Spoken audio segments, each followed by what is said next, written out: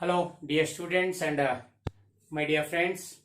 Welcome to the 10th session of our molecular basis of inheritance. The last class we learned about how do the genes work in our body according to central dogma of central dogma, where the coded message on DNA it transcribed into mRNA as codons, and that codon message again it converted into its normal language, that is in the form of proteins during translation. This is the mechanism that takes place in all living organisms, and all the life activities are controlled by this manner.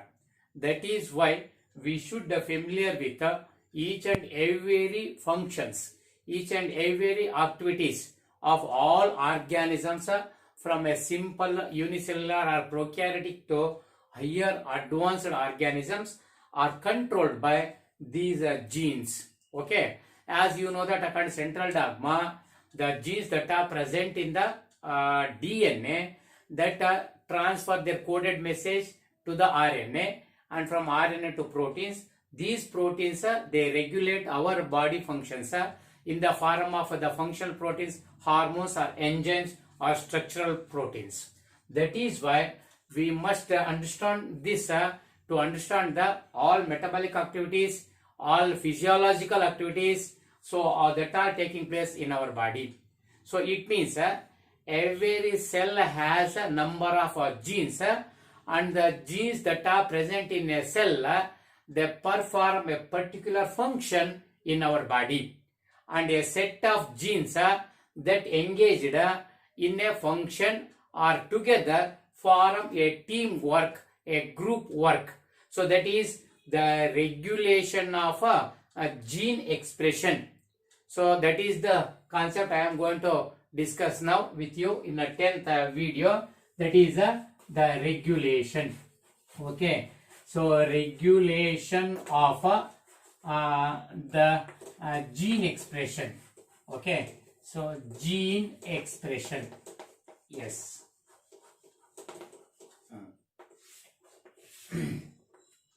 So this is the regulation of gene expression. So ಏನಿದು ಇದ್ರ ಬಗ್ಗೆ ಏನಂತ ಸ್ವಲ್ಪ ಒಂಚೂರು ವಿವರಣೆ ಕೊಡ್ಲಿಕ್ಕೆ ಪ್ರಯತ್ನ ಮಾಡ್ತೀನಿ ನಾನೀಗ. ನೋಡಿ, every organism they perform their own activities, their functions in a very precise manner, very peculiar, very unique manner. ನೀವು ಬೇಕಷ್ಟೇ ನೋಡೋದು. ನಾವು ಫಸ್ಟ್ ಚಾಪ್ಟರ್ ನೋಡಿದ್ವಲ್ಲ, ಸ್ಟ್ರೊಬೈಲ್ ಅಂತ ಸ್ಕುಂತಿಯಾನ ವಿಚ್ ಫ್ಲವರ್ಸ್ 12 years once ಅಂತ. 12 ವರ್ಷಕ್ಕೊಂದ್ಸರಿ ಹೂ ಬಿಡೋದ್ರಿಂದ 12 ವರ್ಷ ಹಿಂಗ್ ಕೌಂಟ್ ಮಾಡ್ಕೊಳಕ್, ಅದು 12 ವರ್ಷಕ್ಕೆ ಕರೆಕ್ಟ್ ಆಗಿ ಹೇಗೆ ಮತ್ತೆ ಅದು ಫ್ಲವರಿಂಗ್ ಸ್ಟಾರ್ಟ್ ಆಗುತ್ತೆ. ಹೀಗೇನು ಬೇಕಾಷ್ಟು ಕ್ವಶನ್ಸ್ ನಿಮಗೆ ಗೊತ್ತಾಗ್ಬೋದು. ಕೆಲವು ಬೈ ಆನ್ಯುಯಲ್ ಇದಾವೆ, 2 ವರ್ಷಕ್ಕೊಂದ್ಸರಿ ಲೈಫ್ ಸೈಕಲ್ ನ ಕಂಪ್ಲೀಟ್ ಮಾಡ್ತಕ್ಕಂಥವು.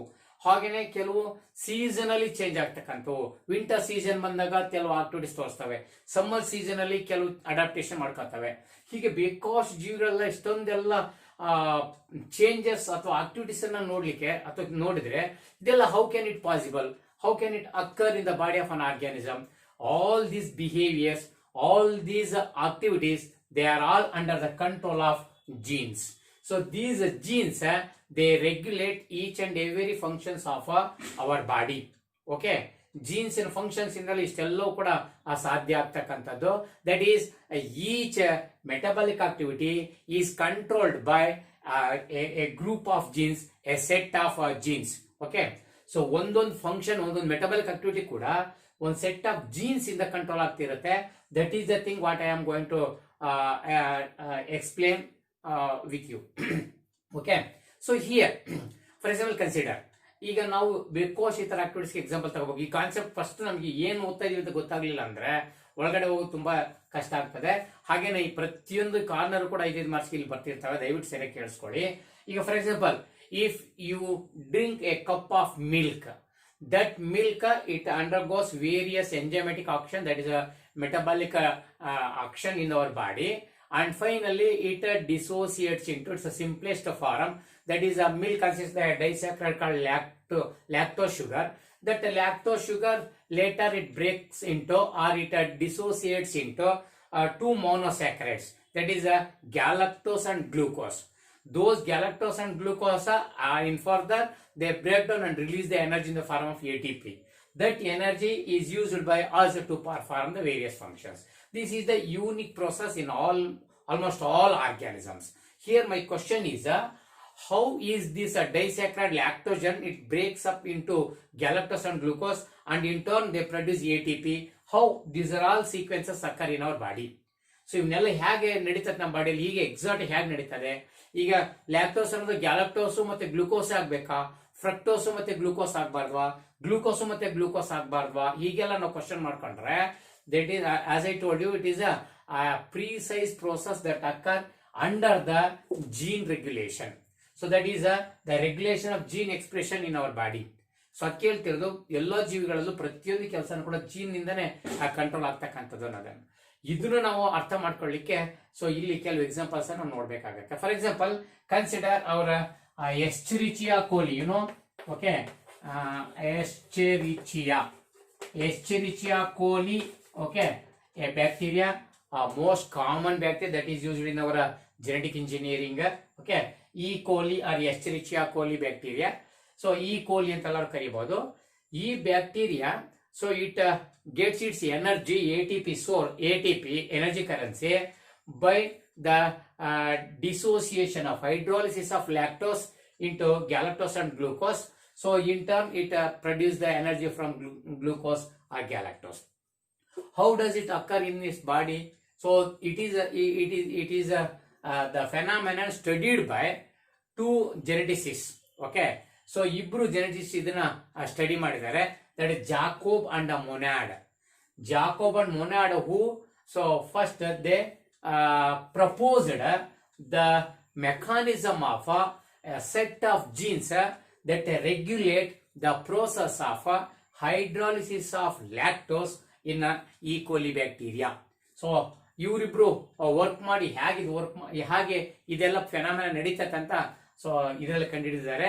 ಸೊ ಇವ್ರ ಪ್ರಕಾರ, so that lactose sugar it undergoes hydrolysis to produce the galactose and glucose, so which in turn produce the energy for the various purposes. So ಇದು ನಡೆಯುತ್ತನ್ನ ಕಂಡುಹಿಡಿತಕ್ಕಂಥದ್ದನ್ನೇ ನಾನೀಗ gene expression example ತಗೊಂಡು ನಿಮ್ಗೆ explain ಮಾಡಕ್ ಹೋಗ್ತಾ ಇದ್ದೀನಿ. Okay, so before that, when does this process of the gene expression occur in our body? So what are the various steps, what are the various levels the gene regulation it express in our body? ಅಂದ್ರೆ ಯಾವ್ಯಾವ time ಅಲ್ಲಿ so ಈ gene expression ನಮ್ಮ body ನಡೀತದೆ. So there are mainly 4 different levels, okay, at which the expression of these genes occur in our body. Those are 4 methods, okay, so 4 different levels at which the expression of a gene that exerted in our body. Okay, so ನಮ್ಮ ಬಾಡಿಯಲ್ಲಿ 4 major time ಅಲ್ಲಿ ಇದು express ಆಗ್ತಕ್ಕಂಥದ್ದು ಕಂಡು ಬರುತ್ತೆ. ಆ 4 major ಹಂತಗಳು ಯಾವಂತ ಹೇಳ್ಬಿಡ್ತೀನಿ. ಯಾವಾಗ ಜೀನ್ ಎಕ್ಸ್ಪ್ರೆಷನ್ ನಮ್ಮ ಬಾಡಿಯಲ್ಲಿ ಮೇನ್ ಇಂಪಾರ್ಟೆಂಟ್ ನಡೀತದಂತ ನಿಮ್ಗೆ ಈಗಾಗಲೇ ಸೆಂಟ್ರಲ್ ಡಾಗ್ಮಾ ಗೊತ್ತಿದೆ. ಸೆಂಟ್ರಲ್ ಡಾಗ್ಮಾ ಪ್ರಕಾರ ಫಸ್ಟ್ ಟ್ರಾನ್ಸ್ಕ್ರಿಪ್ಷನ್ ನಡಿಬೇಕು, ಆವಾಗ ಟ್ರಾನ್ಸ್ಕ್ರಿಪ್ಷನಲ್ ಲೆವೆಲ್ ಅಲ್ಲಿ ಬೇಕು.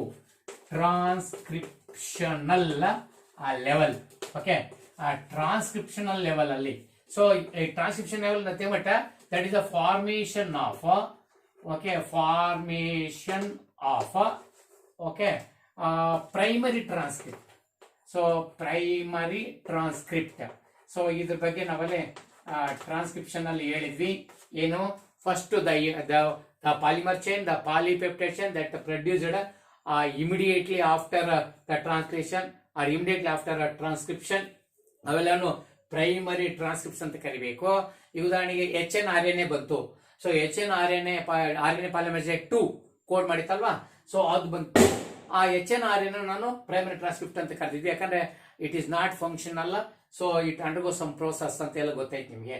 ಸೊ ಆ ಒಂದು ಹಂತದಲ್ಲಿ ಅಂದ್ರೆ ಪ್ರೈಮರಿ ಟ್ರಾನ್ಸ್ಕ್ರಿಪ್ಟ್ಗಳು ಉತ್ಪತ್ತಿ ಆಗೋದು ಟ್ರಾನ್ಸ್ಕ್ರಿಪ್ಷನಲ್ ಲೆವೆಲ್, ಆವಾಗ ಈ ಜೀನ್ ಎಕ್ಸ್ಪ್ರೆಷನ್ ಆಗುತ್ತೆ ನಮ್ಮ ಬಾಡಿಗೆ. ಎರಡನೇದು, ಈ ತರ ಪ್ರೈಮರಿ ಟ್ರಾನ್ಸ್ಕ್ರಿಪ್ಟ್ ಆದ್ಮೇಲೆ it undergoes post transcription events, those are processing level ಅಂತ, ಅವಾಗ ಎಕ್ಸ್ಪ್ರೆಸ್ ಆಗುತ್ತೆ. ಸೊ ಪ್ರೋಸೆಸಿಂಗ್ ಲೆವೆಲ್, ಇದು ಎರಡನೇ ಲೆವೆಲ್. ಸೊ ಇಲ್ಲಿ ಏನಿದು, this is the regulation of splicing. Okay, so regulation of splicing ನಡೆಯೋದ್ರ ಬಗ್ಗೆ ಮಾತಾಡ್ತಲ್ವಾ. So splicing, so this is the removal of non coding sequence called introns and joining of coding sequence called exons. That is spliceosome enzyme ಅಂತ ಮಾತಾಡ್ತೀವಲ್ಲ, ಅವಾಗ ಕೂಡ gene expression ನಮ್ಮ ಬಾಡಿಯಲ್ಲಿ ನಡೆದು ಈ ಕೆಲಸನ ಕಂಟ್ರೋಲ್ ಮಾಡ್ತಾ, ರೆಗ್ಯುಲೇಟ್ ಮಾಡ್ತಾ ಇರುತ್ತೆ. ನೆಕ್ಸ್ಟ್ ಇದಾದ್ಮೇಲೆ ನೆಕ್ಸ್ಟ್ ಎಲ್ಲಿ ಅಂತಂದ್ರೆ, ಸೊ ಏನ್ MRNA ಉತ್ಪತ್ತಿ ಆಗುತ್ತಲ್ಲ, MRNA ನ್ಯೂಕ್ಲಿಯಸ್ ಒಳಗಡೆ ಟ್ರಾನ್ಸ್ಕ್ರಿಪ್ಷನ್ ಲೆವೆಲ್ ಅಲ್ಲಿ ಉತ್ಪತ್ತಿ ಆಗಿ, ಆಮೇಲೆ ಅಲ್ಲಿಂದ ಪಾಲಿ ಎ ಟೈಲ್ ಮೂವ್ಮೆಂಟ್ ಈಜೋಡ್ಕಂತ ಬರುತ್ತೆ ಅಂತ ಹೇಳಿದೆ. ಸೊ ಅಲ್ಲಿಂದ ಬಂದು ಸೈಟೋಪ್ಲಾಸಮ್ ಅಲ್ಲಿ ರೈಬೋಸೋಮ್ ಅನ್ನ ರೀಚ್ ಮಾಡ್ಬೇಕಲ್ವಾ, ಅವಳು ಕೂಡ ಜೀನ್ ಎಕ್ಸ್ಪ್ರೆಷನ್ ನಡೆದು ಅದನ್ನ ರೆಗ್ಯುಲೇಟ್ ಮಾಡ್ತಿರುತ್ತೆ. That is transport.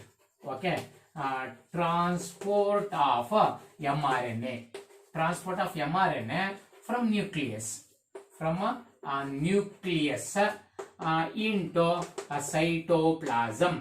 ಸೊ ಈ ಹಂತದಲ್ಲೂ ಕೂಡ ಜೀನ್ ಎಕ್ಸ್ಪ್ರೆಷನ್ ರೆಗ್ಯುಲೇಟ್ ಮಾಡ್ತಿರುತ್ತೆ ನಮ್ಮ ಬಾಡಿ ಪ್ರೋಸೆಸ್ಗಳನ್ನ. ವೆರಿ ಇಂಪಾರ್ಟೆಂಟ್ ಫಂಡಮೆಂಟಲ್ ಪ್ರೋಸೆಸ್ ಇವೆಲ್ಲವೂ ಕೂಡ. ಓಕೆನೆ, ಹಂಗ one more at the time of translation, that is decoding of coded message on MRNA into polypeptide chain. ಅದು ಗೊತ್ತೈತಲ್ವಾ, ದಟ್ ಈಸ್ ಟ್ರಾನ್ಸ್ಲೇಷನ್ ಅಂದ್ರೆ ಪ್ರೋಟೀನ್ ಸಿಂಥಸಿಸ್ ಅಲ್ವಾ, ಆ ಲೆವೆಲ್ ಅಲ್ಲಿ translation level, that is protein synthesis level.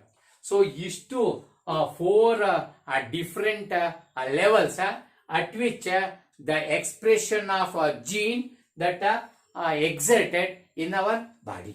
Okay, so especially in eukaryotes. So eukaryotes ಅಲ್ಲಿ 4 level ಆಗುತ್ತೆ. ಈ ದಯವಿಟ್ಟು 4 ಲೆವೆಲ್ ಕೂಡ ಒಂದ್ಸರಿ ನೋಡಿರ್ಬೇಕಾಗತ್ತೆ, 2 ಮಾರ್ಕ್ಸ್ ಕೇಳೋ ಸಾಧ್ಯತೆ ಇದೆ. ಸೊ ಏನು mention any 4 different levels at which the expression of gene occur in the body of eukaryotes ಅಂತ ಕೇಳಬಹುದು. ಅವಾಗ ಈ 4 ಹಂತಗಳನ್ನ ನೀವು ಮೆನ್ಷನ್ ಮಾಡಬೇಕಾಗತ್ತೆ. Yes, after this, so that is let me explain this system of gene, this team of gene. As I told you, so every metabolic activities are controlled by, are regulated by a team of gene or a group of genes or so a set of genes. ಒಂದು set of jeans ಎಲ್ಲ ಈ ಕೆಲಸಗಳನ್ನ ಬಾಡಿಯಲ್ಲಿ ನಿರ್ವಹಿಸು ಅಂತ ಹೇಳಿದೆ. ಆ set of jeans ಬಗ್ಗೆ ಮಾತಾಡ್ತೀನಿ ಬನ್ನಿ. ಯಾವುದೇ ಒಂದು set of genes that perform a particular function in our body, so that expressed, especially this expression is influenced by the various factors. ನೋಡಿ, ಜೀನ್ ಎಕ್ಸ್ಪ್ರೆಷನ್ ಯಾರ್ಯಾರಿಂದ ಇನ್ಫ್ಲೂಯೆನ್ಸ್, ಯಾವಾಗ ಜೀನ್ ಎಕ್ಸ್ಪ್ರೆಷನ್ ಇನ್ಫ್ಲೂಯೆನ್ಸ್ ಆಗುತ್ತಪ್ಪ ಅಂತಂದ್ರೆ at the time of metabolic activities. As I told that hydrolysis of lactose ಅಂತ ಇಂತ ಮಾತಾಡ್ವಲ್ಲ, ಅಂತ metabolic activities ಅಲ್ಲಿ ಆವಾಗ gene expression ನಡೀತಿರುತ್ತೆ.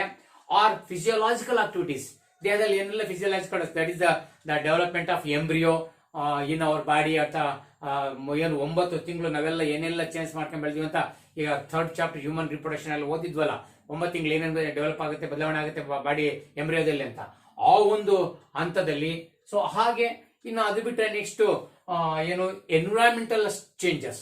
So these are all influence the gene expression. ಹಾಗಾದ್ರೆ this gene expression it is influenced by the metabolic activities, physiological activities and environmental activities. These are all conditions that causes the expression of genes in our body. Okay, ಈಗ ನಾನು metabolism ಅಲ್ಲಿ express ಆಗೋದ್ರ ಬಗ್ಗೆ ಮಾತಾಡಕ್ ಹೋಗ್ತಾ ಇದ್ದೀನಿ. ಅದ್ರೊಳಗಡೆ ಒಂದು particular metabolic activity ನಡಿಬೇಕಂದ್ರೆ ಒಂದು ಏನು ಸೆಟ್ ಆಫ್ ಜೀನ್ಸ್ ಇರ್ವಲ್ಲ, ಆ ಸೆಟ್ ಆಫ್ ಜೀನ್ಸ್ ಅನ್ನ ನಾವು ಒಪೆರಾನ್ ಅಂತ ಕರಿತೀವಿ. ಸೊ ಒಪೆರಾನ್ ನೆನ್ಪಿಟ್ಕೊಳ್ಳಿ, ಒಪೆರಾನ್. ಒಪೆರಾನ್ ಅಂದ್ರೆ it is a set of genes that are engaged in a particular function of in our body. Okay, that set of gene, ಈ set of genes ಅಲ್ಲಿ ನಾನು ಆಗ್ಲೇ ಹೇಳ್ದಂಗೆ each metabolic activity is controlled by a set of genes. Those set of genes are together form a team that is called operon.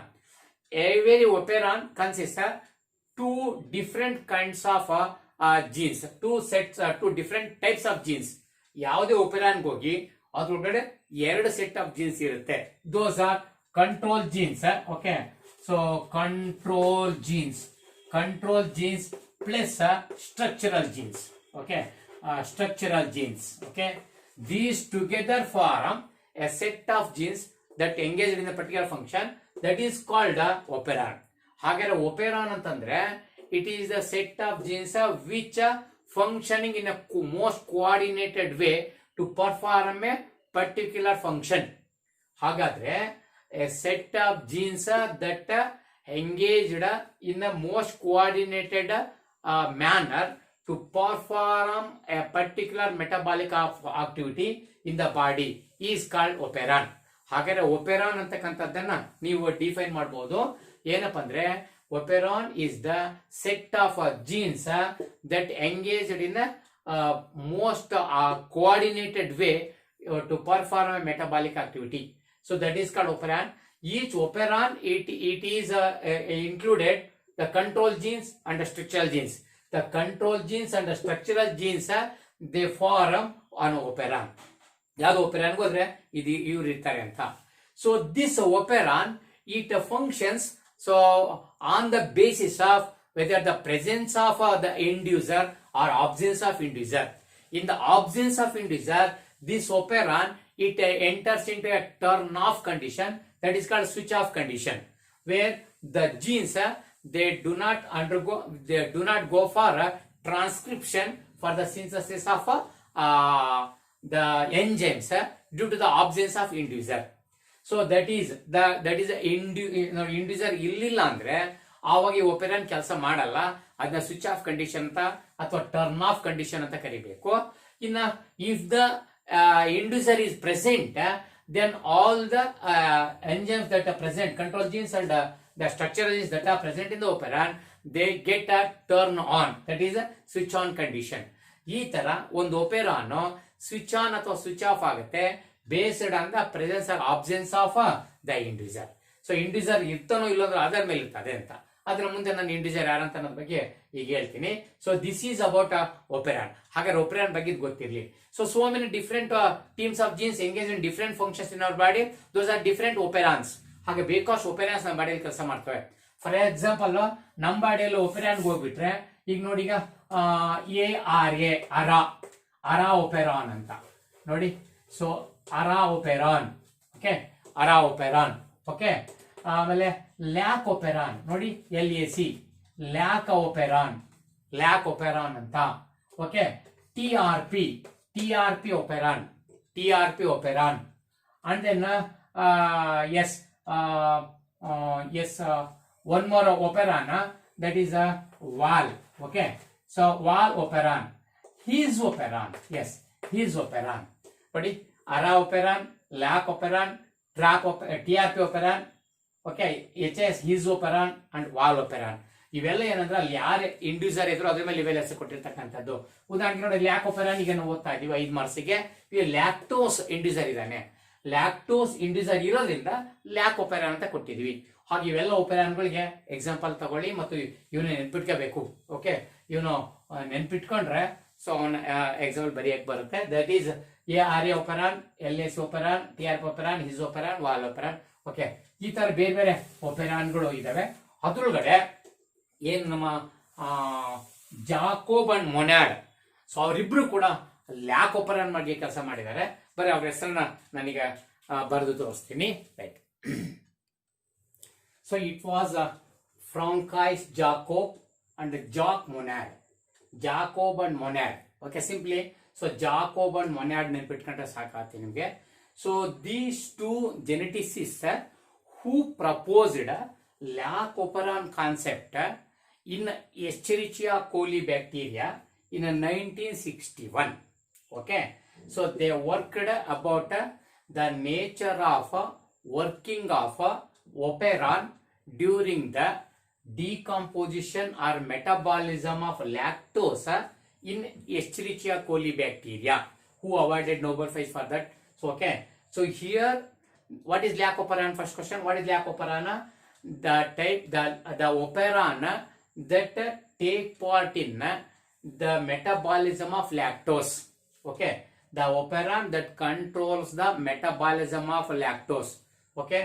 The operon, it is the operon controlling the metabolism of lactose is called lac operon. ಯಾರು lactose metabolism ಅನ್ನ control ಮಾಡ್ತಾರೋ ಆ ಒಪೆರಾನ್ಗೆ lac operon ಅಂತ ಕರೀತಾರೆ. This operon explained by Francois Jacob and Jacques Monod based on the observation of this operon in E. coli bacteria during the metabolism of the lactose into galactose and glucose. Okay, so ಇದಾದ್ಮೇಲೆ ಇವರು explain ಮಾಡಿದ್ದಾರೆ. So ಏನನ್ನು explain ಮಾಡಿದ್ದಾರೆ, ಇದ್ರಾಗ ಅವರು explain ಮಾಡಿರ್ತಕ್ಕಂಥ ವಿಷಯಗಳು ಏನಿದೆ ಅಂತ ನೋಡೋಣ ಬನ್ನಿ. ಓಕೆ, ಅದಕ್ಕೆ ಬಂದ್ರೆ first and foremost we have to understand what are the components of this lac operon. What are the components, ಅದಕ್ಕೆ ಕಾಂಪೋನೆಂಟ್ಸ್ ಅನ್ನು ಸ್ಟೇಟ್ ಮಾಡ್ಬಿಡೋಣ. Okay, components. Okay, components of lac operon. Yes, so ಇಲ್ಲಿ ಪ್ರತಿಯೊಂದು ಕ್ವಶನ್ ಕೂಡ 1 mark, 2 mark, 3 mark, 4 mark, 5 mark ತನಕ ಎಲ್ಲಾ ತರ ಜಾತಿ ಕ್ವಶನ್ ಇರ್ತವೆ. ಎಸ್ಪೆಷಲಿ ಸೊ ಲ್ಯಾಕೋಪರಾನ್ ಫಂಕ್ಷನ್ ಅಥವಾ working nature, enumerate the regulation of lac operon ಅಂತ ಕೇಳ್ಬೋದು, ಎಕ್ಸ್ಪ್ಲೇನ್ ದ ಲ್ಯಾಕೋಪರಾನ್ ಕಾನ್ಸೆಪ್ಟ್ ಅಂತ ಕೇಳ್ಬೋದು. ಸೊ ಹಾಗಾಗಿ 5 ಮಾರ್ಕ್ಸ್ ಇರುತ್ತೆ. ಅದಕ್ಕಾಗಿ ಫಸ್ಟ್ ಕಾಂಪೋನೆಂಟ್ಸ್ ಹೇಳ್ತೀನಿ, ಆಮೇಲೆ ವರ್ಕಿಂಗ್ ನೇಚರ್ ಮಾತಾಡೋಣ. ಪ್ರತಿಯೊಂದು ಇಂಪಾರ್ಟೆಂಟ್ ಇರುತ್ತೆ, ಸರಿಯಾಗಿ ಕೇಳಿಸ್ಕೊಂಬಿಡಿ. Okay, so components, what are the various the contents, the members that are the genes that are present in this operon and what are their function. So ಅದನ್ನ ಇಲ್ಲಿ ನಾನು ಫಸ್ಟ್ ಅರ್ಥ ಮಾಡಿಸ್ತೀನಿ, ಆಮೇಲೆ ಇಡೀ operon ಅರ್ಥ ಮಾಡ್ಕೊಳ್ಳೋಣ. So the Lacoperon, it is a set of 6 genes. It is a set of 6 genes. ನೋಡಿ, ಇದನ್ನ E. coli ಬ್ಯಾಕ್ಟೀರಿಯಾ ಅಂತ ನೀವು ಅಂದ್ಕೊಳ್ಳೋದಾದ್ರೆ, ಓಕೆ, ಸೊ ಇದರ DNA ಏನೈತಲ್ಲ, ಇದರ DNA ನ ನೀವು ನೋಡಿದ್ರೆ ರೈಟ್. ಸೊ ಇಲ್ಲಿ ಯಾವುದೋ ಒಂದು ಪರ್ಟಿಕ್ಯುಲರ್ ರೀಜನ್ ಅಲ್ಲಿ ಇಲ್ಲಿ ನಮ್ಮ ಸೆಟ್ ಆಫ್ 6 ಜೀನ್ಸ್ ಇರ್ತಕ್ಕಂಥ ಜಾಗ ಅಂತ ಅಂದ್ಕೊಳ್ಳೋಣ. It is a fragment of DNA. Then operon is a fragment, a segment of DNA. It is a segment of DNA having a unit of genes, a set of genes that perform a particular metabolic function. ಅಷ್ಟೇ. ಹಾಗಾಗಿ ಇದು ಒಂದು segment of DNA ಅಂತ. ಇಲ್ಲಿ 6 jeans ಇದೆ ಅಂತ ಅನ್ಕೋಬೇಕು. ಆ 6 genes ಬಂದ್ರೆ, as I told you earlier, operon is the combination of a control genes and a structural genes. There are 3 control genes. Okay, so 3 control genes. 3 control genes in a Lacoperon. Those are 3 control genes. ಈ 3 control genes ಯಾರ್ಯಾರಪ್ಪ ಇದಾಗಿರ್ತಕ್ಕಂಥವ್ರು ಅಂದ್ರೆ, ಒಂದು that is regulatory gene. ನೋಡಿ, regulatory gene ಇದನ್ನ ಈ piece DNA piece ಇದೆಯಲ್ಲ, ಇದು ನಾನು ಒಂದು ಸ್ಕೀಮ್ಯಾಟಿಕ್ ಡಯಾಗ್ರಾಮ್ ಅಲ್ಲಿ ನಿಮಗೆ ತೋರಿಸಿದ್ರೆ, ನೋಡಿ ಇದೊಂದು ಸ್ಕೀಮ್ಯಾಟಿಕ್ ಡಯಾಗ್ರಾಮ್ ಎಲ್ಲ ಬರ್ಕೊಂಡ್ರೆ, ಓಕೆ, ಎಸ್, ಇದು ಒಂದು DNA ಪೀಸ್ ಅಂತ ಅಂದ್ಕೊಳ್ಳಿ. ಓಕೆ, DNA ಸೆಟ್ ಅಲ್ಲಿ ಇಲ್ಲಿ ಎಸ್, ಈ ಜಾಗದಲ್ಲಿ ನಾನೀಗ ಫಸ್ಟ್ ಒಂದು ಕಂಟ್ರೋಲ್ ಜೀನ್ ತಗೊಳ್ತಾ ಇದ್ದೀನಿ. ಅದನ್ನ ಲ್ಯಾಕ್ ಐ ಅಂತ ಬರೀತೀನಿ. ನೋಡಿ, ಲ್ಯಾಕ್ ಐ ಅಂತ. ಸೊ ಲ್ಯಾಕ್ ಐ ಅಂತಂದ್ರೆ ಏನಪ್ಪಾ ಅಂತಂದ್ರೆ, ಐ ಅಂದ್ರೆ ಇಂಡ್ಯೂಸರ್ ಅಲ್ಲ, ದಯಮಾಡಿ ಬಹಳ ಕಡೆ ಇಂಡ್ಯೂಸರ್ ಅಂತ ಬಳಸಿದ್ವಿ. ಇಲ್ಲಿ ಇನ್ಹಿಬಿಟರ್ ಅಂದ್ರೆ ಯಾವ್ದೋ ಪ್ರೊಸೆಸ್ ಅನ್ನ ಸ್ಲೋ ಡೌನ್ ಮಾಡೋನು, ಸ್ಟಾಪ್ ಮಾಡೋನು, ಕಡಿಮೆ ಮಾಡ್ತಕ್ಕಂಥವನು ಅಂತಕ್ಕಂಥದ್ದು ಅರ್ಥ. ಲ್ಯಾಕ್ ಐ ಅಂತ ಆಕ್ಚುಲಿ ಇವನ್ನ ರೆಗ್ಯುಲೇಟರ್ ಜೀನ್ ಅಂತ ಕರಿಬೇಕು. Okay, so regulator gene, regulator gene ಇವನ್ನ ಲ್ಯಾಕ್ ಐ ಅಂತ ಕೋಡ್ ಮಾಡಿದ್ದೀನಿ, ಅಥವಾ ಲ್ಯಾಕ್ ಐ ಅಂತ ಡಿಫೈನ್ ಮಾಡ್ತಾ ಇದ್ದೀನಿ. ಓಕೆ, ರೆಗ್ಯುಲೇಟರ್ ಜೀನ್ ಇದು ಒಂದು ಜೀನು. ನಾನು DNA ಸಿಗ್ಮೆಂಟ್ಸ್, ಇದು ದಯವಿಟ್ಟು ಇದು DNA ಪೀಸು ಎಲ್ಲಿ, E. coli ಬ್ಯಾಕ್ಟೀರಿಯಾದಲ್ಲಿ. ಸೊ ಇದು ಫಸ್ಟ್ ಜೀನ್ ನನಗೆ ಬೇಕಾದ ಕಂಟ್ರೋಲ್ ಜೀನ್ ಅಲ್ಲಿ ಒಬ್ಬ ಅವನು ಲ್ಯಾಕ್ ಐ ಅಥವಾ ರೆಗ್ಯುಲೇಟರ್ ಜೀನ್. ಇನ್ನು ಇದಾದ್ಮೇಲೆ ನೆಕ್ಸ್ಟ್ ಬರ್ತಕ್ಕಂಥವನಿದ್ದಾನೆ, ಅದು ಲ್ಯಾಕ್ ಪಿ ಅಂತ, that is promoter gene. Okay, promoter gene, promoter gene ಇವನ್ನ ನಾನು ಲ್ಯಾಕ್ ಪಿ ಅಂತ ಕರ್ಕೋತೀನಿ, ಪ್ರಮೋಟರ್ ಜೀನ್. ಇದಾದ್ಮೇಲೆ ನೆಕ್ಸ್ಟ್ ಬರ್ತಕ್ಕಂಥವ್ರು ಇದಾರಲ್ಲ, that is operator gene. Okay, so operator gene, operator gene ಇದನ್ನ ನಾನು ಲ್ಯಾಕ್ ಓ ಅಂತ ಕರಿತೀನಿ. ಸೊ ಇದು ಲ್ಯಾಕ್ ಐ, ಇದು ಪಿ, ಇದು ಓ, ದಟ್ ಈಸ್ ಇದು ರೆಗ್ಯುಲೇಟರ್ ಜೀನ್, ಇವನು ಪ್ರಮೋಟರ್ ಜೀನ್, ಇವನು operator gene. These 3 genes are control genes which regulate the entire operon, entire Lacoperon. operon a function whether switch off ಆಗಬೇಕು, switch on ಆಗಬೇಕು ಅಂತ ತೀರ್ಮಾನ ಮಾಡೋರು ಇವ್ರು 3 ಜನ. ಅದಕ್ಕೆ ಇವರು ಕಂಟ್ರೋಲ್ ಜೀನ್ಸ್ ಅಂತ ಕರಿಬೇಕು. ರೈಟ್, ಇದ್ರೊಳಗೆ ಲ್ಯಾಕ್ ಐ ಏನ್ ಮಾಡ್ತಾರೆ ಅಂತ ಈಗ ಒಂದು ಸ್ವಲ್ಪ ಸಂಕ್ಷಿಪ್ತವಾಗಿ ಹೇಳ್ಬಿಡ್ತೀನಿ, ಕೇಳ್ಕೊಳ್ಳಿ. Lac I, that is a regulator gene. This is the gene which regulate the entire operon, especially it regulate the functions of operator gene. Regulator gene it controls the functions of operator gene. So ಹೇಗೆ control ಮಾಡ್ತಾನೆ operator gene function ಇವನು ಅಂತ ನೋಡೋಣ. Okay, this is DNA. according to central dogma, DNA it synthesizes what? It transcribes so RNA. Okay, that is mRNA. This is called repressor RNA. ಇದನ್ನ repressor R N ಅಂತ ಕರಿಬೇಕು. ನನಗೆ just function ಹೇಳ್ತಾ ಇದ್ದೀನಿ ಅಷ್ಟೇ. Repressor R N A, yes, ಇದು repressor R N A ಅಂತ ಕರಿಬೇಕು. Because it suppress, it repress, it inhibits okay the functions of structural genes, the functions of operon. Hence it is called a repressor RNA through the transcription. So regulatory gene always it transcribe a repressor RNA. This repressor RNA during translation, central dogma ಪ್ರಕಾರ DNA ಇಂದ RNA, RNA ಇಂದ protein ಬರಬೇಕಲ್ಲ, it synthesis a protein. That protein is called a repressor protein. That is called repressor protein. ಇದನ್ನ repressor protein ಅಂತ ಕರಿಬೇಕು. So this repressor protein, if it is free, that means if it is not binding with any other complex compounds, so if it is free, it binds with the operator gene. It binds with the operator gene and change the structure of operator gene. Hence operator gene, it becomes inactive and it never signaling the RNA polymerase for the purpose of the transcribing of structural genes. ಹಾಗಾಗಿ ಇವನು operator gene ಅನ್ನ ಇನ್ಆಕ್ಟಿವೇಟ್ ಮಾಡಿಬಿಡ್ತಾನೆ ಅವ್ರ ಜೊತೆ bind ಆಗಿ. Hence it is called inhibitor. ಅತ್ಯವನ್ನ inhibitor ಅಂತ ಕರೆಯೋದು. That is the presence of repressor gene controls or switch off the operon. So that is called negative regulation. ಅದನ್ನ ನೆಗೆಟಿವ್ ರೆಗ್ಯುಲೇಷನ್ ಅಂತ ಕರಿತೀವಿ. ಸೊ ಇದು ನಮ್ಮ ರೆಪ್ರೆಸರ್ ಪ್ರೋಟೀನ್ ಆಗುತ್ತೆ. That is the role of regulatory gene. That is why it regulate the process of transcription in the operon. ಹಾಗಾಗಿ lac I ಅನ್ನೋದು ಯಾವಾಗ free ಇರ್ತಾನೋ ಆವಾಗ ಆಪರೇಟರ್ ಜೀನ್ಗೆ ಬೈಂಡ್ ಆಗಿ ಸೊ ಮುಂದೆ ಟ್ರಾನ್ಸ್ಕ್ರಿಪ್ಷನ್ ಆಗೋದನ್ನ ಸ್ಟಾಪ್ ಮಾಡಿಸ್ಬಿಡ್ತಾನೆ. ಹೆಂಗಾಗತ್ತೆ ಅಂದ್ರೆ ಇವನು ಬೈಂಡ್ ಆದ ತಕ್ಷಣ ಇದು ಸೊ ಏನು ಲ್ಯಾಕ್ ಪ್ರಮೋಟರ್ ಜೀನ್ ಇದೆಯಲ್ಲ, ಪ್ರಮೋಟರ್ ಜೀನ್ಗೆ mRNA ಪಾಲಿಮರೇಜೆ ಬಂದು ಅಂಟ್ಕೋಬೇಕು. ಸೊ RNA ಪಾಲಿಮರೇಜೆ ಬಂದು ಬೈಂಡ್ ಆಗೋದನ್ನ ಬೈಂಡ್ ಆಗ್ಬೇಕಾದ್ರೆ ಸಿಗ್ನಲಿಂಗ್ ಕೊಡಲ್ಲ. ಆವಾಗ mRNA ಪಾಲಿಮರೇಸೆ, ಸೊ RNA ಪಾಲಿಮರೇಸೆ ಬಂದು ಲ್ಯಾಕ್ ಒಪರಾನ್ಗೆ ಬೈಂಡ್ ಪ್ರಮೋಟರ್ ಜೀನ್ಗೆ ಬೈಂಡ್ ಆಗಲ್ಲ. ಯಾವ ಬೈಂಡ್ ಆಗಲ್ಲ ಆವಾಗ ಸ್ಟ್ರಕ್ಚರ್ ಜೀನ್ಸ್ ಅನ್ನ ರೀಚ್ ಮಾಡಕ್ ಆಗಲ್ಲ. ಅಂದ್ರೆ ಬ್ಲಾಕ್ ಮಾಡ್ಬಿಡುತ್ತೆ. ಎಂದು repressor gene block the entry of RNA polymerase into the structure genes or to the structure genes. So ಈ ತರದೆಲ್ಲ ಫಂಕ್ಷನ್ ಇದೆ. ದಯವಿಟ್ಟು regulatory gene function very important. So ಇದಾದ್ಮೇಲೆ promoter gene. So promoter gene ಬಂದ್ರೆ ಇವನು lac P. This is the gene that offer RNA polymerase to bind with it so that RNA polymerase can reach the structural genes and activate them or promote them for transcription. So that is why it offers the site for the attachment of RNA polymerase. That is the function of promoter. RNA polymerase ಬರಲೇಬೇಕಲ್ವಾ? ಏನು mRNA ತಯಾರಾಗಬೇಕಂದ್ರೆ RNA polymerase ಇರಬೇಕಲ್ವಾ? RNA polymerase ಬಂದು ಇಲ್ಲಿ bind ಹಾಕಿ ಒಂದು ಜಾಗ ಕೊಡ್ತಾನೆ, ಅವನು promoter. So that is the function of promoter gene. Next operator gene. This is also important controlling gene where it becomes activate or it becomes the active gene when it is not binded with a repressor protein. If it is not binded with a repressor protein, it becomes active. Okay, in the presence of individual, of course.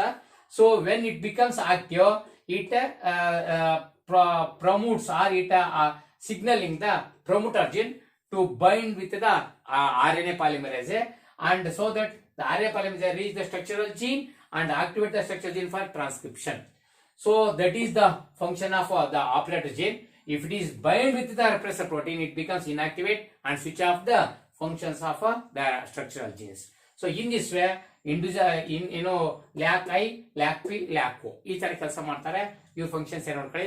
ಮತ್ತೆ ನಾನು function ಹೋದ್ರೆ ಮತ್ತೆ ಇವ್ರನ್ನ recall ಮಾಡ್ತೀನಿ. But ಈಗಲೇ functions ಎಲ್ಲ ಸರಿಯಾಗಿ ಗೊತ್ತಿರಲಿ. So this is about controlling jeans. ಇದು ಒಂದ್ ಸೆಟ್ ಆಯ್ತು. ಇನ್ನು ಎರಡನೇ ಸೆಟ್ ಬಂದ್ರೆ ಕಂಟ್ರೋಲ್ ಜೀನ್ಸ್ ಆದ್ಮೇಲೆ ಬರೋ structural jeans.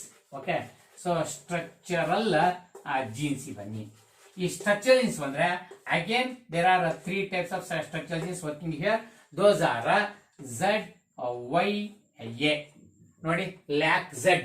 Actually lac Z, lac Y, lac A. Lac Z ನೋಡಿ ಇಲ್ಲಿ ಇದು ಲ್ಯಾಕ್ Z. ಆಮೇಲೆ ಇದು ಲ್ಯಾಕ್ ವೈ, ಆಮೇಲೆ ಇದು ಲ್ಯಾಕ್ ಎ. ಸರಿ ನೋಡ್ಕೊಳ್ಳಿ, Z Y A correct order ಅಲ್ಲೇ ಬರೀಬೇಕು.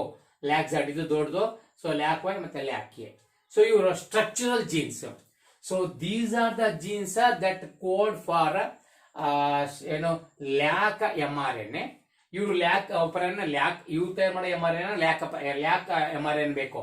ಈಗ ಇವನು ರೆಗ್ಯುಲೇಟರ್ ಜೀನ್ ತಯಾರು ಮಾಡಿರ್ತಕ್ಕಂಥದ್ದನ್ನ ನಾನು ರೆಪ್ರೆಸರ್ ಆರ್ ಎನ್ ಎ ಅಂದೆ.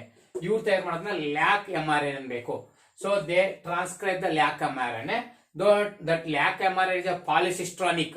ನಮ್ಗೆಲ್ಲ ಗೊತ್ತಾಯ್ತಲ್ಲ, polycistronic, monocistronic. So polycistronic gene which code for 3 so polypeptide chain at a time. That is a lac Z. ಅಂದ್ರೆ ಇವರೆಲ್ಲರೂ ಸೇರ್ಕೊಂಡು ಲ್ಯಾಕ್ ಎಂ ಆರ್ ಎನ್ ತಯಾರು ಮಾಡ್ತಾರೆ. ಈ ಲ್ಯಾಕ್ ಎಂ ಆರ್ ಎನ್ ಇದನ್ನಲ್ಲ, it codes for 3 the enzymes, that is lac Z. It code for beta galactosidase. ನೋಡಿ, beta galactosidase. So here ಲ್ಯಾಕ್ ಝಡ್ codes for the enzyme beta galactosidase. Then lac Y it codes for transferase. ನೋಡಿ, transferase. Lac A it codes for transacetylase. So this is how the structural genes they code for a different enzymes. Okay, so these enzymes take part in the metabolism of lactose, where the beta galactosidase it break down the lactose into the galactose and the glucose. So before that transferase, so this one which allows the transferring of lactose sugar into the E. coli cells. It increase the entry of lactose into the cells of E. coli bacteria. Then transacetylase it activate the lactose. Okay, it activate the lactose. Okay, so for the and help in the process of metabolism of lactose along with beta galactosidase. ಸೊ ಈ ತರ 3 ಜನ ಇಲ್ಲಿ work ಮಾಡ್ತಾರೆ. ಇಷ್ಟು the structural genes and control genes. ಇಷ್ಟು ಜನ ಸೇರ್ಕೊಂಡು ಲ್ಯಾಕ್ ಒಪರಾನ್ ಆಗಿದೆ. This is the components of lac operon. Okay, and then so here this is the schematic diagram to understand the regulation of lac operon. Don't forget, so this is most common question in our board examination. Often this is the most FAQ question, frequently asking question. So here enumerate the regulation of lac operan, describe the regulation of lac operan, explain the lac operan concept. ಈ ತರ ಏನಾದ್ರು question ಕೇಳ್ತಿರ್ತೀವಿ. ಹಾಗಾಗಿ ಇದೊಂದು ಅತ್ಯಂತ important. ಇಷ್ಟಕ್ಕೆ ನಮ್ಗೆ ಇದ್ರೊಳಗಿರೋ R jeans, controlling jeans ಯಾರು, structure jeans ಯಾರು, ಅವರ ಮೇನ್ ಫಂಕ್ಷನ್ ಏನಂತ ನಮಗೆ ಗೊತ್ತಾಗಿದೆ. ಸೊ ಅವನ್ನ ಹೇಗಿದು ರೆಗ್ಯುಲೇಟ್ ಮಾಡುತ್ತೆ ನಮ್ಮ ಜಾಕೋಬ್ ಮತ್ತೆ ಮೊನ್ಯಾಡ್ 1961 ಅಲ್ಲಿ ಇದ್ರ ಏನ್ ವರ್ಕ್ ಮಾಡಿದಂತ ನೋಡ್ತಾ ಹೋಗೋಣ. As I told you earlier, so this operon it functions are based on the presence or absence of inducer. In case of a lac operon, the lactose, okay, lactose is the inducer. Lactose is the inducer. Here during a metabolism of lactose, here lactose, a disaccharide, it dissociates into galactose. Okay, galactose, one of the monosaccharide, and glucose. So glucose, ಈಗ ಒಂದು ಡೈಸ್ಯಾಕ್ರೈಡ್ 2 ಮೋನೋಸ್ಯಾಕ್ರೈಡ್ ಆಗಿ split ಆಗಬೇಕು. ಹೀಗೆ ಮಾಡ್ಲಿಕ್ಕೆ it needs an enzyme that is beta galactosidase. Beta galactosidase ಅನ್ನೋ enzyme ಇದ್ರೆ so ಈ ಕೆಲಸ ನಡೀತದೆ. ಬೀಟಾ ಗ್ಯಾಲಕ್ಟೋಸೈಡೇಸೆ ಬರ್ಬೇಕಂದ್ರೆ ಲ್ಯಾಕ್ ಝೆಡ್ ಅದನ್ನ ಕೋಡ್ ಮಾಡಬೇಕು. ಹಾಗಾಗಿ ಬೀಟಾ ಗ್ಯಾಲಕ್ಟೋಸೈಡೇಸೆ ಇರ್ಬೇಕು. ಈ ಬೀಟಾ ಗ್ಯಾಲಕ್ಟೋಸೈಡೇಸೆ ವರ್ಕ್ ಮಾಡ್ಬೇಕಂದ್ರೆ ಫಸ್ಟ್ ಲ್ಯಾಕ್ಟೋಸ್ ಶುಗರ್ ಈ ಕೋಲಿ ಸೆಲ್ ಒಳಗಡೆ ಪರ್ಮಿಯಬಿಲಿಟಿ ಮಾಡ್ಬೇಕು. ಈಕೋ ಸೆಲ್ ಒಳಗೆ ಹೋಗಂಗೆ ಪರ್ಮಿಯಬಿಲಿಟಿ ಇನ್ಕ್ರೀಸ್ ಮಾಡೋರು ಯಾರು, ನಮ್ಮ ವೈ. ಓಕೆ, ಲ್ಯಾಕ್ ವೈ ಅಂತಕ್ಕಂಥ ಪರ್ಮಿಯಸ್ ಎಂಜೈಮ್ ಕೊಡ್ತಾನೆ ಅದು. ಇನ್ನು ಲಾಸ್ಟ್ನವನು ಲ್ಯಾಕ್ ಎ. ಲ್ಯಾಕ್ ಎ ಅಂತಕ್ಕಂಥ ಟ್ರಾನ್ಸ್ ಅಸಿಟೈಲೇಸೆ ಎಂಜೈಮ್ ಕೊಡ್ತಾನಲ್ವಾ. ಈ ಟ್ರಾನ್ಸ್ ಅಸಿಟೈಲೇಸೆ ಲ್ಯಾಕ್ಟೋಸ್ ಅನ್ನ ಸೊ ಆಕ್ಟಿವೇಟ್ ಮಾಡ್ತಾನೆ. ಹೇಗೆ ಆಕ್ಟಿವೇಟ್ ಮಾಡ್ತಾನಂದ್ರೆ, so it is by the transferring of the ಏನು ತನ್ನ ಗ್ರೂಪ್ ಅನ್ನ ಅಸಿಟೈಲ್ ಕೋ ಎಂಜೈಮ್ ಅಲ್ಲಿ, ಸೊ ಅಸಿಟೈಲ್ ಕೋ ಎಂಜೈಮ್ ಅನ್ನ ಬಳಸ್ಕೊಂಡು ಸೊ ಈ ಒಂದು ಲ್ಯಾಕ್ಟೋಸ್ ಅನ್ನ ಆಕ್ಟಿವೇಟ್ ಮಾಡ್ತಾನೆ. ಸೊ ಈಗ ಅವರ ಎಲ್ಲ ಕೆಲಸಗಳು ಮುಗಿಸ್ಕೊಂಡು ಸೊ ಈ ಒಪರಾನ್ ಕೆಲಸ ಮಾಡುತ್ತೆ. Yes, so let me explain the entire process of a lac operon. So in the absence of inducer, if the lactose is completely used up in the cultural medium of E. coli bacteria, ನಾವು ಯಾವುದೋ ಒಂದು cultural ಮೀಡಿಯಾದೊಳಗಡೆ E. coli bacteria ಬೆಳಿತೀವಿ ಅಂತ ಇಟ್ಕೊಳ್ಳೋಣ. ಅಲ್ಲಿ lactose ಇದ್ದಾಗ ಹೇಗೆ ಕೆಲಸ ಮಾಡುತ್ತೆ, ಇಲ್ದಾಗ ಹೆಂಗ್ ಕೆಲಸ ಮಾಡುತ್ತೆ ಅಂತಕ್ಕಂಥದ್ದು ನಾವೀಗ ನೋಡ್ತಕ್ಕಂಥದ್ದು. ಮೊದಲನೇದು in the absence of inducer ನ ಫಸ್ಟ್ ಸ್ಟೆಪ್ ಅಲ್ಲಿ ಓದೋಣ. ದಟ್ ಈಸ್ ಫಸ್ಟ್ ಸ್ಟೆಪ್ ಇದನ್ನ in the absence of lactose ಅಥವಾ ಇಂಡ್ಯೂಸರ್ ಇಲ್ಲದೆ ಇದ್ದಾಗ ಏನ್ ಕೆಲಸ, that is switch off condition ಅಂತ ಬೇಕಾದ್ರೆ ಅನ್ಬೋದು ನೀವು. Switch off, so switch off condition ಆಗಿದೆ, ಹಿಂಗ್ ಕೆಲಸ ಮಾಡಿ ನೋಡೋಣ ಬನ್ನಿ.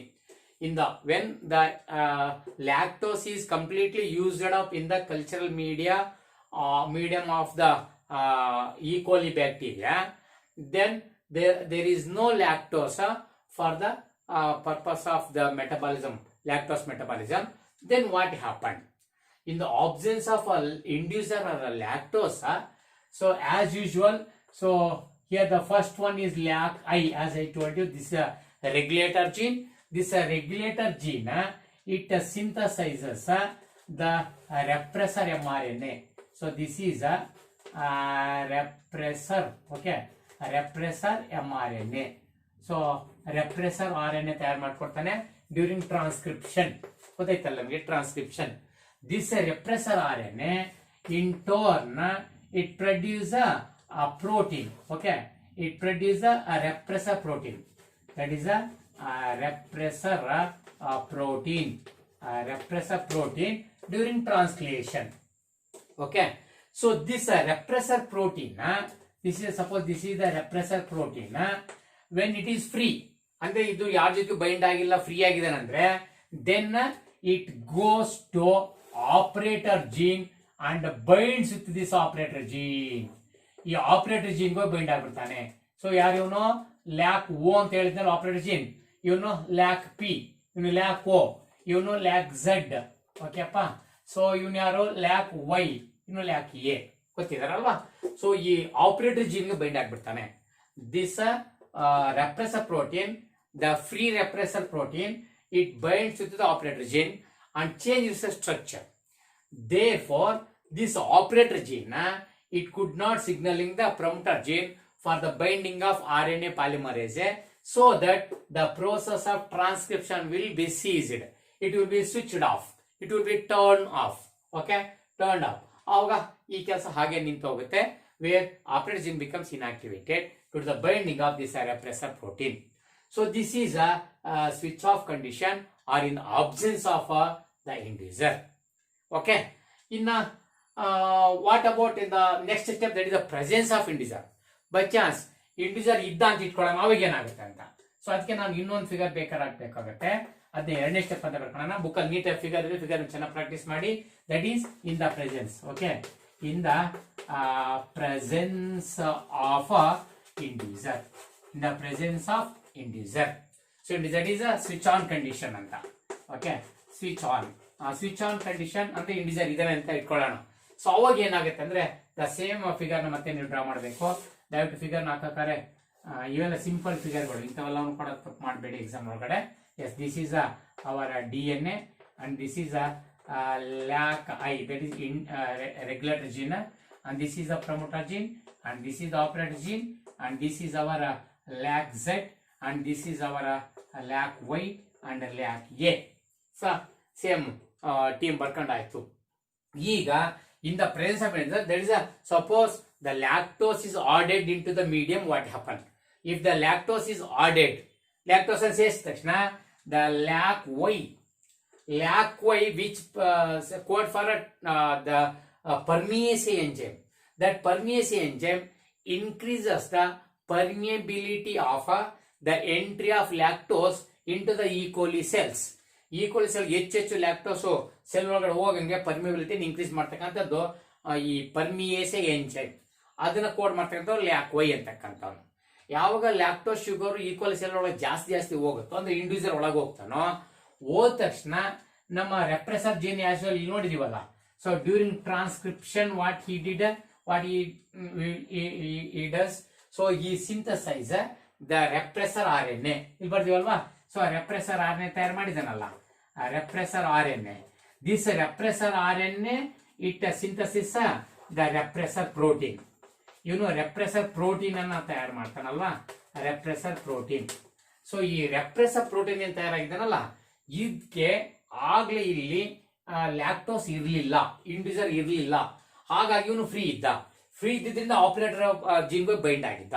ಬಟ್ ನಾವು ದೇರ್ ಈಸ್ ಇಂಡಿವಿಜುವಲ್ ಅಂದ್ರೆ ಇಲ್ಲಿ ಲ್ಯಾಕ್ಟೋಸ್ ಶುಗರ್, ಇವನು ಲ್ಯಾಕ್ಟೋಸ್ ಶುಗರ್ ಇಂಡಿವಿಜುವಲ್ ಅಂತ ಬರ್ಕತ್ತೀನಿ ನಾನು. ಇವನ್ನ ಇಂಡಿವಿಜುವಲ್ ಲ್ಯಾಕ್ಟೋಸ್ ಇದ್ದಾನೆ, ಇವನು ಈ ರೆಪ್ರೆಸರ್ ಪ್ರೋಟೀನ್ ಬಂದು ಬೈಂಡ್ ಆಗ್ತಾನೆ. ಅಂದ್ರೆ ಇವ್ ರೆಪ್ರೆಸರ್ ಪ್ರೋಟೀನ್ ಮತ್ತೆ ಇವನು ಇಂಡಿವಿಜುವಲ್. ಇಲ್ಲಿ ಜಾಗನ ಸೇರಿ ನೋಡ್ಕೊಳ್ಳಿ ದಯವಿಟ್ಟು. ಇವೆರಡು ಬಂದು ಬೈಂಡ್ ಆದ್ರೆ ಹೇಗಿರುತ್ತೆ, ಇವನು ರೆಪ್ರೆಸರ್, ಇವನು ಇಂಡಿವಿಜುವಲ್. ಇವೆರಡನ್ನು ಚಿತ್ರ ನೋಡ್ಕೊಳ್ಳಿ, ಹೀಗೆ ಬರೆಯೋದನ್ನು ಟ್ರೈ ಮಾಡಿ. ಎಸ್, ಸೊ ಈಗ ಇವನು ಇಂಡಿವಿಜುವಲ್, ಇವನು repressor. So here individual it binds with the repressor protein to form individual repressor complex or repressor individual complex ಅಂತ ಮಾಡ್ಬಿಡ್ತಾನೆ. ಇವ್ರು ಸೇರ್ಕೊಂಡು ಯಾವ ಕಾಂಪ್ಲೆಕ್ಸ್ ಆಗ್ತಾರೋ, this individual change the structure of this repressor protein. Has repressor protein fails to bind with operator gene. When it was free, it binds with operator gene. Now it is not free, it is binded with the individual, where individual changes its structure, hence it fails to bind with the operator gene. Operator gene bind agala. Now operator gene, it is signaling the promoter gene for binding the RNA polymerase. When promoter gene it binds with the RNA polymerase, so that RNA polymerase reaches the structural gene and it activates the structural genes for transcription. Okay, transcription. When these structural genes LAC-Z, LAC-Y, LAC-A, it enters into transcription, they synthesis the LAC mRNA. ಇದನ್ನ LAC mRNA ಅಂತ ಕರಿಬೇಕು. ನೋಡಿ, ಈಗ ತಾನೇ ಇದು ನಾವೇಂತ ಕರೆದಿದ್ವಿ, ಇದು regressor mRNA ಅಂತ ಕರೆದಿದ್ವಿ, ಇದು LAC mRNA ಅಂತ ಕರಿಬೇಕು. ಓಕೆ, ಇಲ್ಲೇನಾಗಿದ್ದ, ಫ್ರೀ ಇದ್ದಾಗ ಹೋಗಿ ಬೈಂಡ್ ಆಗಿದ್ದ ಅಂದ್ರೆ, ಸೊ ರೆಪ್ರೆಸರ್ ಬೇಕಾದ್ರೆ ಇಲ್ಲೆಲ್ಲ ಬರಿಬೇಕು ನೀವು. ಓಕೆ, ಬುಕ್ ಅಲ್ಲಿ ಇರೋದು ನೋಡ್ಕೊಳ್ಳಿ. Repressor binds with LAC O, okay, LAC O gene, okay, and stop the transcription, okay, transcription of structural genes, okay, structural gene transcription ಅನ್ನ ತಡೆದಿದ್ದ. ಬಟ್ ಇಲ್ಲಿ ಬೈಂಡ್ ಹಾಕಾಗಿಲ್ಲ. ಹಾಗಾಗಿ so the structural genes are not stopped by this repressor ತಡೆಯಕ್ಕಾಗಿಲ್ಲ. ಆವಾಗ they get activated and they undergo transcribe the LAC mRNA. This LAC mRNA, it is a polycistronic, as we explained. In that LAC-Z, it code for beta galactosidase enzyme. LAC-Z code for beta galactosidase. LAC-Y, it codes for the permease. Okay, so permease enzyme. LAC-A, it codes for transacetylase.